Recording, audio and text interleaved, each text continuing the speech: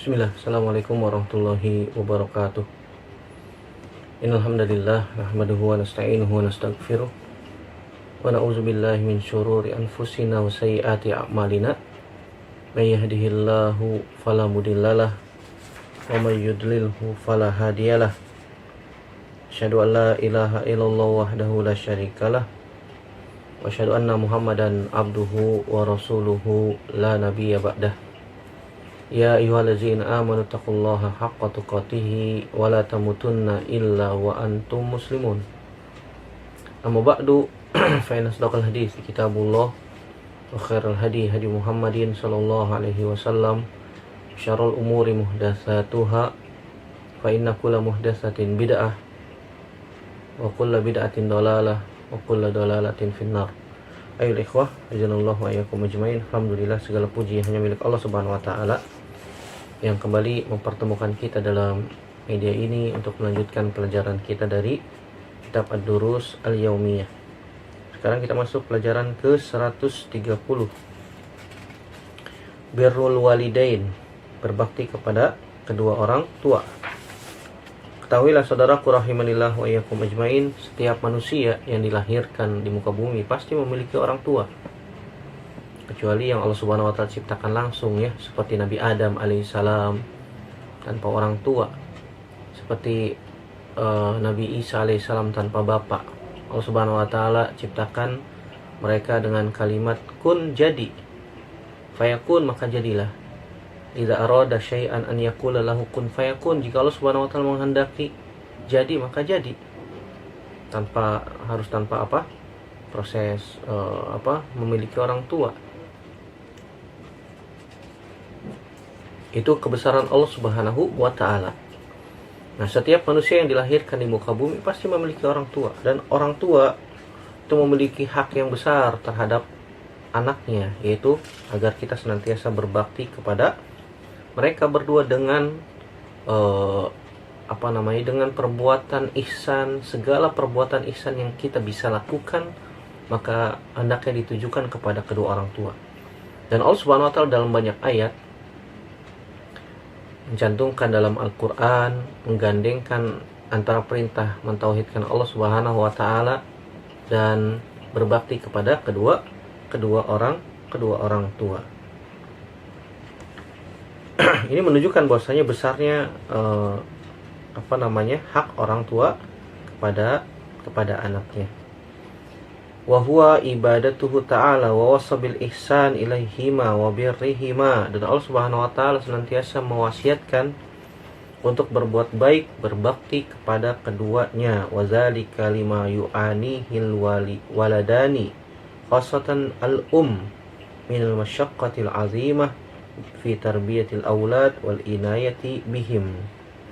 Terkhusus ibu, ada hak khusus terhadap ibu yang mana kita wajib untuk berbakti, berbuat baik kepada ibu, karena ibu mengalami kesulitan yang sangat besar ketika ibu kita mengandung kemudian selama 9 bulan, kemudian juga melahirkan kita dan juga menyusui kita selama 2 tahun penuh. Kita akan bacakan dalil-dalil yang menunjukkan perintah untuk berbuat baik atau berbakti kepada kedua orang tua kita. Yang pertama yaitu firman Allah Subhanahu wa taala dalam surat Al-Isra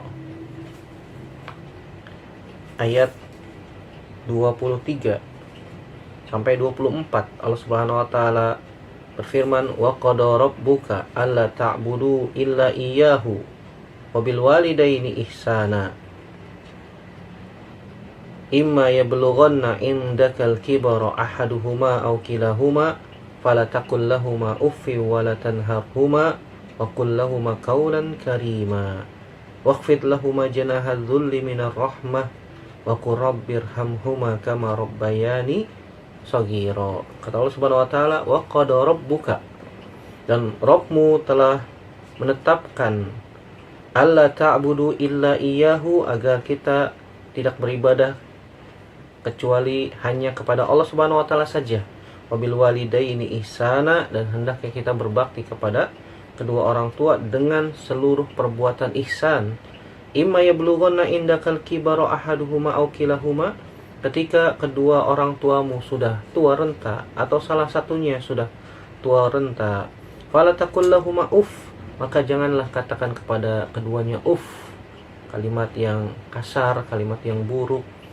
Wala tanharhuma, dan jangan membentak mereka berdua. Wa qul lahuma qaulan karima, dan berkatalah kepada mereka berdua dengan perkataan yang lembut, dengan perkataan yang karim, yang yang lemah lembut, yang tidak menyakiti hati keduanya.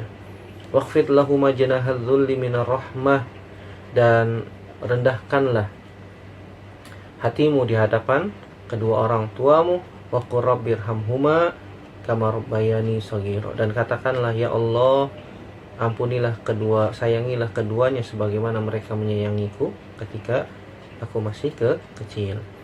Ayat ini merupakan ayat yang sangat agung dalam memerintahkan, ketika Allah Subhanahu wa taala memerintahkan menggandengkan antara perintah tauhid dengan perintah berbuat baik kepada kedua orang tua.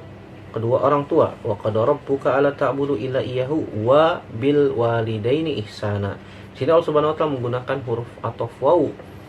Seakan-akan berbakti kepada kedua orang tua ini kedudukannya hampir setara dengan mentauhidkan Allah Subhanahu wa taala. Dan sebaliknya, orang-orang yang durhaka kepada kedua orang tua, maka Allah Subhanahu wa taala akan memberikan iqab, memberikan hukuman kontan secara langsung, baik di dunia maupun di akhirat.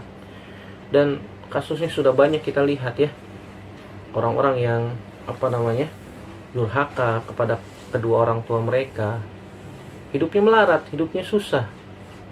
Allah Subhanahu wa taala azab mereka dengan kehidupan yang sulit, yang melarat dunia maupun akhirat. Nasallallahu salamata wal afiyah. Makanya sering saya katakan bahwasanya jika kita mengalami kehidupan yang sulit, kehidupan yang susah, lihat mungkin banyak dosa, dan di antara dosa yang paling besar adalah yaitu syirik, berbuat syirik kepada Allah Subhanahu wa taala. Orang yang berbuat syirik kepada Allah Subhanahu wa taala, hatinya tidak akan tenang, penuh dengan kegelisahan, penuh dengan gundah gulana, iri, dengki, dan seterusnya. Begitu juga dosa uququl walidain, itu durhaka kepada kedua orang tua. Durhaka kepada kedua orang tua membuat hidup kita susah, sulit. Maka introspeksi diri, sehingga ketika kok hidup saya kok susah ya, kok hidup saya kok sulit ya, lihat bagaimana sikap Anda terhadap kedua orang tua Anda. Bagaimana lihat kedudukan orang tua Anda di mata Anda. Apakah Anda menghormatinya, menjunjung tinggi, atau sebaliknya merendahkannya, bahkan rumahnya dekat saja tidak pernah dijenguk. Maka bersyukur ketika kita masih memiliki kedua orang tua. Karena kedua orang tua kita adalah pintu surga untuk kita. Oleh karena itu, saudaraku rahimanillah wa iyakum ajmain, Allah Subhanahu wa taala perintahkan agar kita mentauhidkan Allah dan berbakti kepada kedua orang tua. Adapun apalagi kalau misalnya mereka sudah tua renta, itu merupakan ladang pahala yang besar bagi anak-anaknya. Maka wajib bagi mereka, anak-anaknya, untuk sabar menghadapi kedua orang tua yang sudah tua renta. Jangan sekali-sekali katakan kalimat-kalimat yang buruk atau kalimat Allah Subhanahu wa taala katakan fala taqul lahum kalimat kalimat nanti aja, dan seterusnya. Itu kalimat-kalimat yang menunjukkan menunjukkan pertentangan atas perintah orang tua. Selama mereka memerintahkan yang mubah, yang baik-baik saja, maka tidak mengapa. Selama mereka tidak memerintahkan kepada yang maksiat. Kata Nabi SAW, la ta'ata li makhlukin fi maksiatil khaliq. Tidak boleh taat kepada makhluk dalam rangka bermaksiat kepada Allah Subhanahu wa ta'ala. Selama mereka meminta yang baik-baik saja, walaupun ya namanya orang sudah tua, maka tingkah lakunya seperti anak kecil lagi. Kadang-kadang minta yang mungkin bisa memudaratkan mereka. Kalau misalnya kita nasihati malah membantai, sudah berikan. Nanti setelah merasakan mudorotnya, baru nasihat masuk pelan-pelan. Sehingga apa? Sehingga bisa diterima oleh kedua orang tua kita. Ayat yang kedua, Allah Subhanahu wa taala berfirman dalam surat Al-Ankabut ayat 8, "Wasainal insana biwalidayhi husna." Sini Allah Subhanahu wa taala mengatakan, dan kami wasiati kepada manusia agar mereka berbuat husna kepada kedua orang tuanya. Ini perintah dari Allah Subhanahu wa taala untuk berbakti kepada kedua orang tua kita. Adapun dari hadis Nabi Shallallahu alaihi wasallam, kita akan bacakan beberapa hadis. Di antaranya hadis yang pertama adalah hadis Abdullah bin Mas'ud radhiyallahu taala anhu. Semoga Allah meridhoinya, yang diriwayatkan Imam Bukhari dan Imam Muslim. Kata Abdullah bin Mas'ud radhiyallahu taala anhu, "Sa'altu Rasulullah sallallahu alaihi wasallam ayyul amali ahabbu ilallah." Saya pernah bertanya kepada Nabi sallallahu alaihi wasallam tentang amalan yang paling dicintai di sisi Allah Subhanahu wa taala. Maka Nabi SAW mengatakan, "As-salatu ala waqtiha." Salat pada waktunya. Qultu summa ayyu. Kemudian aku bertanya lagi, apalagi wahai Rasulullah? Kemudian Nabi SAW mengatakan, birrul walidain, yaitu berbakti kepada kedua orang tua. Kemudian Abdullah bin Mas'ud radhiyallahu taala anhu mengatakan lagi, qultu summa ayyu, apalagi wahai Rasulullah? Qala al-jihadu fi sabilillah, itu jihad di jalan Allah Subhanahu wa taala. Di sini Abdullah bin Mas'ud radhiyallahu taala anhu bertanya tentang amalan yang paling dicintai oleh Allah Subhanahu wa taala. Bukan menunjukkan hanya 3 saja ya. Di sini dalam kelanjutan hadis ini Abdullah bin Mas'ud mengatakan, kalau saya tanya lagi mungkin Nabi SAW akan menambahkannya. Nah, di sini dicukupkan oleh Abdullah bin Mas'ud 3 saja, yaitu salat pada waktunya, berbakti kepada kedua orang tua, dan jihad di jalan Allah Subhanahu wa taala. Ini menunjukkan 3 amal ini adalah 3 amal yang dicintai oleh Allah Subhanahu wa taala. Salat pada waktunya, maka perhatikan, kalau sudah azan kita berusaha untuk segera mendatangi masjid-masjid Allah Subhanahu wa taala, melaksanakan salat secara berjamaah bagi laki-laki pada waktunya. Bagi wanita, ingat jangan menunda-nunda salat. Menunda-nunda salat ini berpotensi besar bagi kaum hawa, kaum wanita, karena mereka tidak diwajibkan salat berjamaah. Terkadang ibu-ibu lagi asik kerja di rumah, sudah azan, bilangnya tanggung, sehingga mengulur-ulur waktu salat, sehingga lewat dari waktunya, dan salat ketika sudah mau habis waktu salat tersebut. Nah, ini waswas syaitan yang harus dilawan. Begitu juga teman-teman yang mereka terkadang sedang bekerja, sedang meeting, sedang rapat. Ketika azan, berhenti dulu meetingnya, stop, nanti dilanjutkan setelah salat.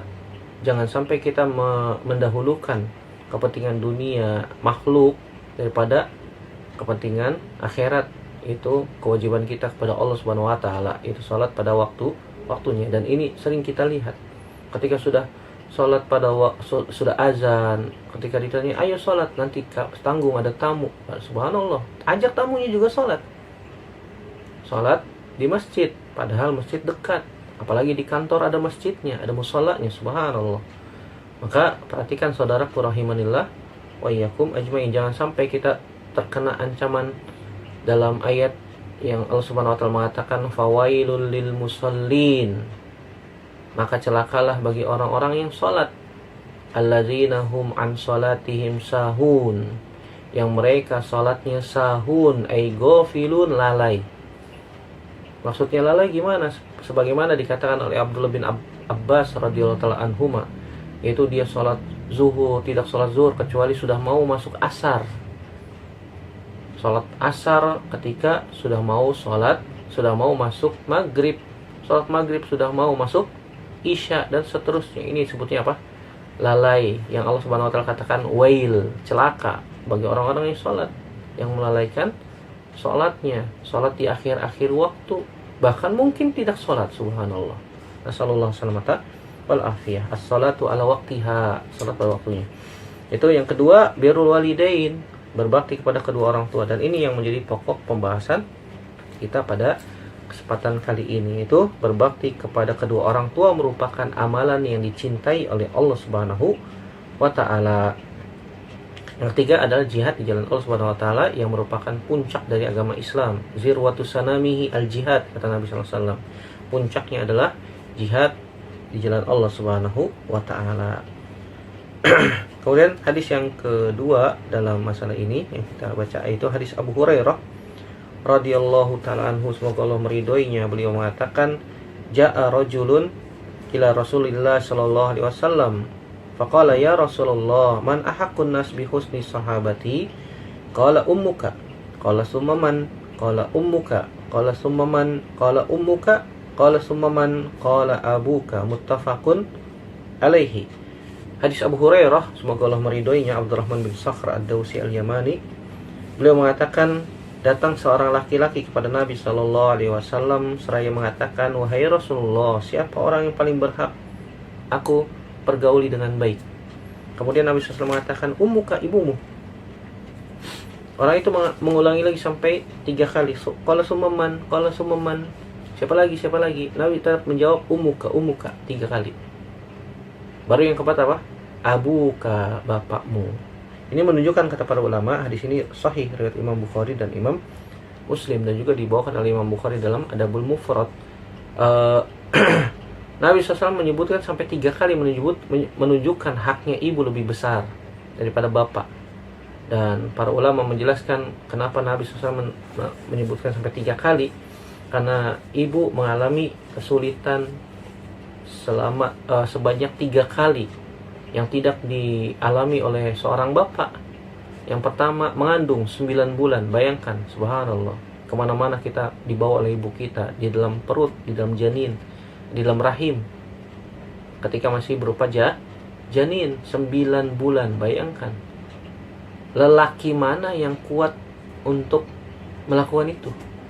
Tidak ada, saudaraku rahimanillah wa ikum ajmain. Makanya Allah Subhanahu wa taala jadikan wanita ini memiliki rahim karena munasib, cocok untuk mereka, mampu untuk melakukan itu. Kalau laki-laki disuruh hamil, na'udzubillah, nasallallahu salamata wal afiyah, maka tidak akan mampu. Makanya Allah Subhanahu wa taala Maha tahu, dan kesulitannya di atas kesulitan, wahnan ala wahnin, kesulitan di atas kesulitan ketika mengandung, sakitnya, tidur nggak enak, makan nggak enak, atau ketika tidur berbaringnya juga tidak tenang, subhanallah, karena perutnya semakin membesar. Maka anak yang seperti apa yang durhaka pada orang tuanya, terkhusus ibu, sangat durhaka sekali. Anak yang mendurhakai ibunya, tidak tahu dia bagaimana sulitnya ibunya mengandung dia selama 9 bulan. Wahnan ala wahnin, subhanallah. Maka perhatikanlah wahai anak-anak yang semoga dimuliakan oleh Allah Subhanahu wa taala, dan kita semua adalah anak, dan rata-rata kita semua memiliki ibu. Maka berbaktilah kepada ibu kita, apalagi kalau misalnya mereka masih hidup. Maka ini merupakan kesempatan bagi kita untuk mendulang pahala yang besar, mencari keridhaan Allah Subhanahu wa taala agar kita dimasukkan ke dalam surga melalui pintu ini. Kesulitan yang kedua adalah ketika sedang melahirkan. Ketika sedang melahirkan ibu kita, antara taruhannya nyawa, antara hidup dan mati. Kalau bapak-bapak yang mungkin pernah atau setiap istrinya melahirkan, menemani istrinya ketika melahirkan, maka mereka akan tahu bagaimana sulitnya, beratnya seorang wanita, seorang ibu yang melahirkan anaknya. Bagaimana beratnya, sulitnya, sakitnya seorang ibu yang melahirkan anaknya. Kalau mereka, anak-anak itu, tahu bagaimana sakitnya luar biasa seorang ibu melahirkan anaknya, maka mungkin tidak ada lagi anak-anak yang durhaka kepada ibunya. Saking luar biasa beratnya ketika mereka melahirkan seorang anak. Kok tega seorang anak berbuat buruk kepada seorang ibunya? Kok tega seorang anak berbuat durhaka kepada ibunya?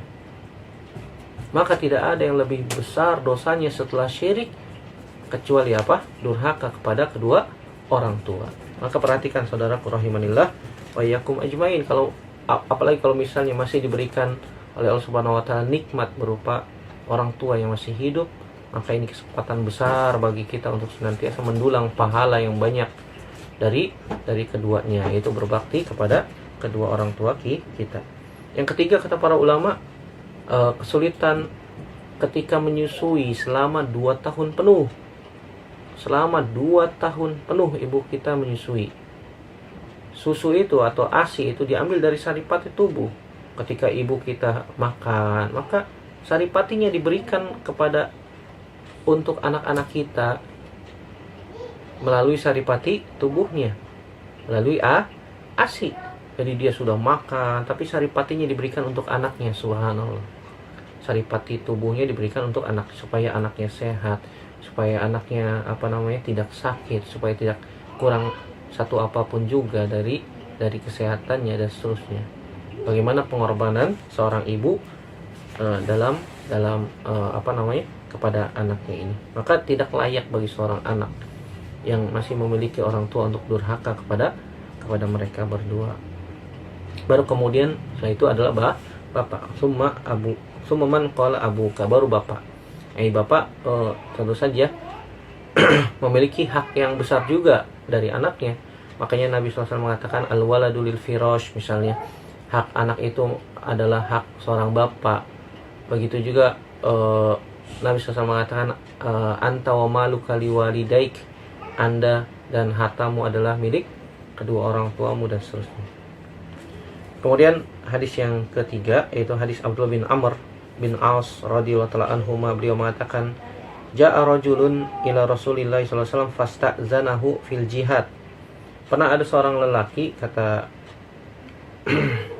Abdullah bin Amr bin As, semoga Allah meridhoi keduanya, beliau mengatakan pernah datang seorang laki-laki kepada Nabi sallallahu alaihi wasallam untuk minta izin ikut jihad.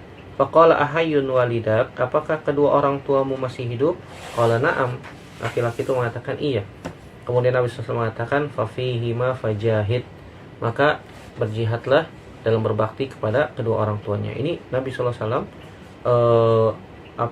memerintahkan kepada laki-laki tersebut ketika minta izin untuk pergi berjihad agar berbakti kepada kedua orang tuanya. Ini menunjukkan hak kedua orang tua itu lebih besar daripada jihad di jalan Allah Subhanahu wa ta'ala. Bahkan keridhaan Allah Subhanahu wa ta'ala berasal dari keridhaan orang tua. Kata Nabi SAW, ridallah fi ridal walidain wa suqtullah fi suqtihima. Keridhaan Allah Subhanahu wa ta'ala berasal dari keridhaan orang tua. Kalau orang tuanya tidak ridho anaknya ikut jihad, maka jangan pergi. Ketika orang tua tidak mengizinkan, maka jangan. Walaupun itu amalan besar jihad. Nabi SAW mengatakan ahayun walidak, apakah kedua orang tua masih hidup? Fafihi mafajahid, maka berjihadlah, berbakti kepada keduanya. Subhanallah. Jihad merupakan puncak agama kita, puncak agama Islam. Itu saja Nabi SAW masih perintahkan mereka yang memiliki orang tua dan sudah sepuh, apalagi sudah sepuh, sudah tua renta, maka wajib untuk menjaga keduanya dan berbakti kepada keduanya. Sebaliknya, orang yang menyia-nyiakan orang tua yang sudah sepuh, yang sudah tua renta, maka mereka akan mendapatkan kecelakaan. Sebagaimana didoakan oleh Nabi SAW dalam hadis Abu Hurairah riwayat Imam Muslim.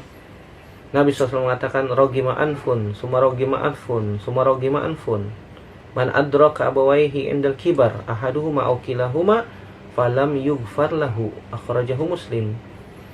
Sungguh celaka, sungguh celaka, sungguh celaka. Didoakan celaka 3 kali oleh Nabi SAW. Siapa saja yang mendapati kedua orang tuanya ketika mereka sudah sepuh, sudah tua renta, atau salah satunya, tapi dia tidak diampuni dosanya. Kenapa? Menyia-nyiakan kedua orang tua. Menyia-nyiakan kedua orang tua ketika mereka sudah sepuh, ditinggalin. Subhanallah.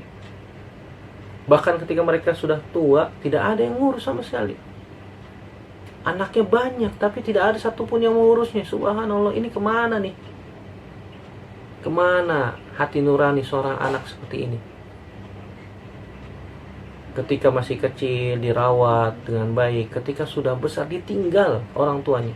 Bahkan ada yang dibuang ke hutan. Bahkan ada yang ditempatkan ke panti jompo. Subhanallah. Ini orang-orang yang durhaka, saudaraku rahimanillah wa iyyakum ajmain. Maka hendaknya kita bertaubat kepada Allah Subhanahu wa taala, meminta ampun kepada Allah Subhanahu wa taala jika kita pernah melakukannya, atau mungkin orang tua kita masih di tempat-tempat seperti itu. Maka jemputlah mereka, berbakti kepada mereka selama masih ada kesempatan, ketika masih ada nafas yang mengalir di saluran pernafasan mereka. Selama mereka masih hidup, saudaraku rahimanillah wa iyyakum ajmain, itu adalah ladang pahala buat kita. Buat kita. Kemudian pertanyaannya, kalau mereka sudah wafat gimana Ustadz? Bagaimana berbakti kepada kedua orang tua kita? Jawabannya adalah para ulama membahas, dan juga Nabi SAW menyebutkan dalam sebuah hadis, bahwasanya di antara cara berbakti kepada kedua orang tua kita ketika mereka sudah wafat, yang pertama adalah mendoakannya ketika kita dalam sholat kita. Jangan lupa selipkan satu doa yang tulus, yang ikhlas untuk kedua orang tua kita. Semoga Allah Subhanahu wa taala mengampuni dosa-dosa mereka, menerima amal mereka, dan diangkat derajat mereka, dimasukkan ke dalam surga Allah Subhanahu wa taala. Jangan lupa sisipkan satu doa untuk kedua orang tua kita dalam sholat-sholat kita. Gak perlu panggil-panggil orang, gak perlu panggil-panggil ustadz, gak perlu. Kita sendiri anak yang mendoakan orang tua. Sebagaimana Nabi SAW mengatakan, seorang lelaki diangkat derajatnya oleh Allah Subhanahu wa taala di surga, padahal sudah di surga tuh, diangkat derajatnya lagi. Kemudian laki-laki itu mengatakan, ya Allah ya Rabb, anna hadza, ini dari mana derajat yang tinggi ini? Kemudian Allah mengatakan, min istighfari waladika laka, ini istighfar anakmu untukmu. Anakmu untukmu, bukan dari ustadz, bukan dari tetangga, bukan dari anakmu. Dari anakmu untukmu. Anak yang mendoakan orang tua. Bukan apa? Bukan manggil-manggil orang ngumpul di rumah, bukan manggil ustadz untuk memimpin doa, tidak. Tapi anaknya mendoakan langsung dalam sholat. Dalam sholat mereka, ketika waktu-waktu yang mustajab, selipkan satu doa untuk kedua orang tua kita agar diampuni oleh Allah Subhanahu wa taala, diterima amalnya, dimasukkan ke dalam surga Allah Subhanahu wa taala. Jangan pelit, saudaraku rahimanillah wa iyyakum ajmain. Orang tua kita nggak pernah hitung-hitungan untuk kita, untuk anak-anak kita ketika mereka mengeluarkan uang. Masa kita nggak mau mendoakan mereka? Satu doa mudah, ringan, gratis, nggak perlu bayar. Untuk orang tua kita, dengan tulus mendoakan mereka. Maka perhatikan saudaraku rahimanillah wa iyyakum ajmain. Yang kedua, kalau mereka sudah meninggal, cara berbaktinya adalah dengan menjalankan wasiatnya. Ingat, wasiat yang tidak bertentangan syariat ya. Misalnya kalau mereka berwasiat, saya punya harta di sini misalnya, tolong wakafkan 1/5-nya untuk masjid misalnya, maka ini perlu dijalankan. Tapi kalau wasiat-wasiat yang bertentangan syariat, misalnya untuk membangun kuburannya, agar memotong kambing, kemudian kepala kambingnya diletakkan di kuburnya, ini semuanya perkara-perkara yang menyelisih syariat dan tidak perlu ditunaikan, tidak perlu dijalankan, tidak perlu dilakukan. Abaikan saja. Kalau bertentangan dengan syariat, abaikan. Dari mana tahu Ustadz kita ini wasiatnya bertentangan dengan syariat atau tidak? Tanya sama Ustadz. Ustadz, nih orang tua saya mewasiatkan ini dan itu, boleh atau tidak saya lakukan? Kalau bertentangan syariat nggak boleh. Tidak boleh. Kemudian yang ketiga adalah menyambung silaturahim. Menyambung silaturahim kepada kerabat mereka berdua. Kerabat orang tua kita, kerabat ibu atau kerabat bapak, kita sambung. Yang biasa mereka sambung, maka kita sambung. Maka ini salah satu berbakti kepada kedua orang tua kita ketika mereka sudah wafat. Yang keempat adalah, yang terakhir adalah berbaik berbuat baik kepada sahabat-sahabat mereka yang soleh. Kalau orang tua kita memiliki sahabat-sahabat yang soleh, maka berbuat baik kepada mereka, sebagaimana dilakukan oleh Abdullah bin Umar radhiyallahu anhuma. Ketika Umar bin Khattab radhiyallahu anhu sudah meninggal, Abdullah bin Umar pernah berbuat baik kepada seorang laki-laki yang sudah tua. Kemudian sahabat mengatakan, "Wahai Ibnu Umar, siapa dia?" Kata Abdullah bin Umar, "Itu sahabatnya Umar, bapakku." Sehingga Abdullah bin Umar memuliakan sahabatnya Umar bin Khattab radhiyallahu taala anhuma. Ya, ini cara berbakti kepada kedua orang tua ketika sudah wafat. Ada 4: mendoakannya, menjalankan wasiatnya, kemudian menyambung silaturahim kerabat orang tua, dan memuliakan sahabatnya yang soleh. Kalau sahabat yang nggak soleh gimana Ustaz? Ya jangan dimuliakan, nanti khawatirnya berpengaruh pada kita. Wallahu ta'ala a'lam bishawab. Semoga Allah subhanahu wa ta'ala memudahkan langkah kita untuk bisa berbakti kepada kedua orang tua kita ketika mereka masih hidup ataupun ketika mereka sudah wafat. Semoga Allah subhanahu wa ta'ala mengampuni dosa-dosa kita yang mungkin dahulu pernah kita lakukan, durhaka kepada kedua orang tua kita, sehingga menyebabkan kehidupan kita sulit, susah, sempit, dan seterusnya. Semoga Allah subhanahu wa ta'ala mengampuni dosa-dosa kita, dan semoga Allah subhanahu wa ta'ala memasukkan kedua orang tua kita di dalam surga, mengampuni dosa-dosa mereka, menerima amal baiknya, dan semoga Allah tinggikan derajat mereka di surga Allah subhanahu wa ta'ala. Amin ya rabbal alamin. Semoga bermanfaat yang kita bahas pada kesempatan kali ini. Yang benar datangnya dari Allah subhanahu wa ta'ala saja, yang salah murni dari saya pribadi. Kita bertaubat kepada Allah subhanahu wa ta'ala dari kesalahan-kesalahan kita. Aku qouli hadza astaghfirullah li wa lakum. Subhanaka Allahumma wa bihamdika asyhadu an la ilaha illa anta astaghfiruka wa atubu ilaik. Wassalamualaikum warahmatullahi wabarakatuh.